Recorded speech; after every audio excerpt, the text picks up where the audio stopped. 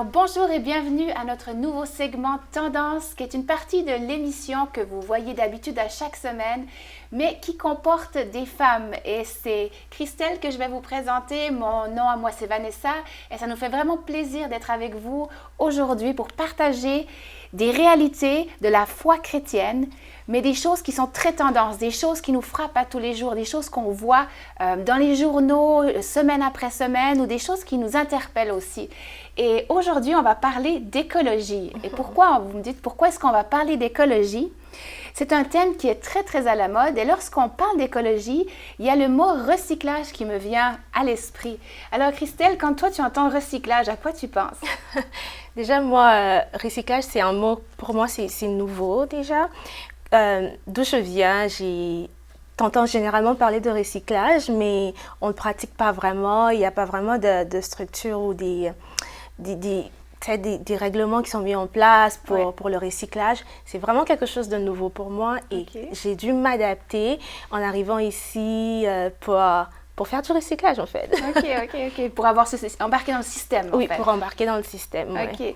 Si on se base sur le verset de Genèse 1:28 qui nous dit « Dieu les bénit en parlant d'Adam et Ève et leur dit « Soyez féconds et multipliez-vous, remplissez la terre et soumettez-la, dominez sur les poissons de la mer, sur les oiseaux du ciel et sur tout animal qui rampe sur la terre. » Alors oui, ce verset a souvent été utilisé pour exploiter la terre à fond, pour vraiment la dominer, pour sortir toutes les richesses, pour même des fois écraser des peuples pour sortir ces richesses.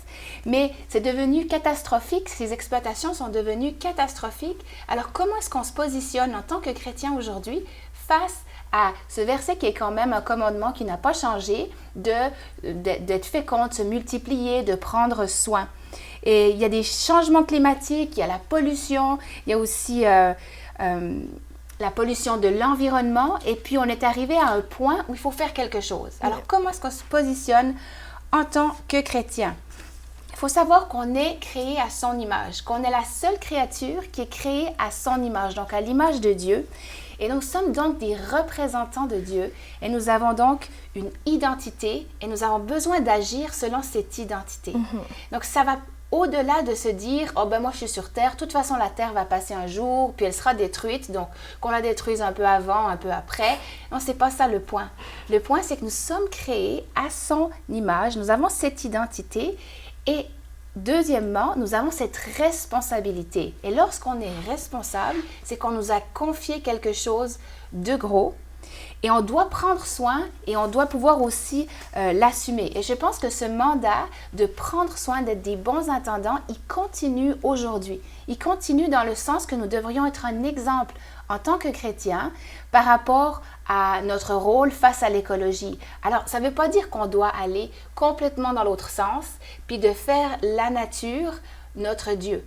Et puis qu'on devienne, que juste les choses naturelles prennent le dessus et puis que ça devienne, on adore la création et plus le créateur. Exact. Ça, c'est le nouvel âge, ça, c'est d'autres religions qui vont peut-être toucher à cet aspect-là. Mais en tant que chrétien, on peut prendre soin de la nature, on peut faire notre part. Oui, justement. Oui. Tu sais, la parole de Dieu, qu'est-ce qu'elle nous dit déjà? Que où est-ce que tu es, où est-ce que Dieu te met, il faudrait que tu puisses en prendre soin, que tu puisses prendre soin de l'endroit où tu te trouves. Et c'est vraiment une très grosse responsabilité qu'on a, mais ça ne veut pas dire qu'on va aller surexploiter au point de tout détruire autour de nous. Et puis, ça pose beaucoup de problèmes actuellement d'un point de vue écologique.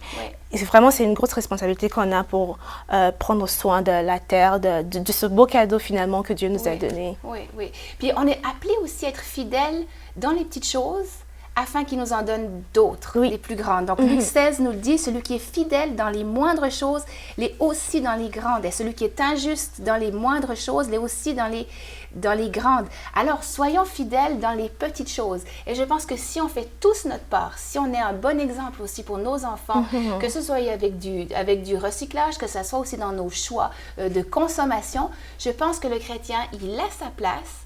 Il a sa place aussi dans son rôle. Il a un rôle à jouer dans l'écologie.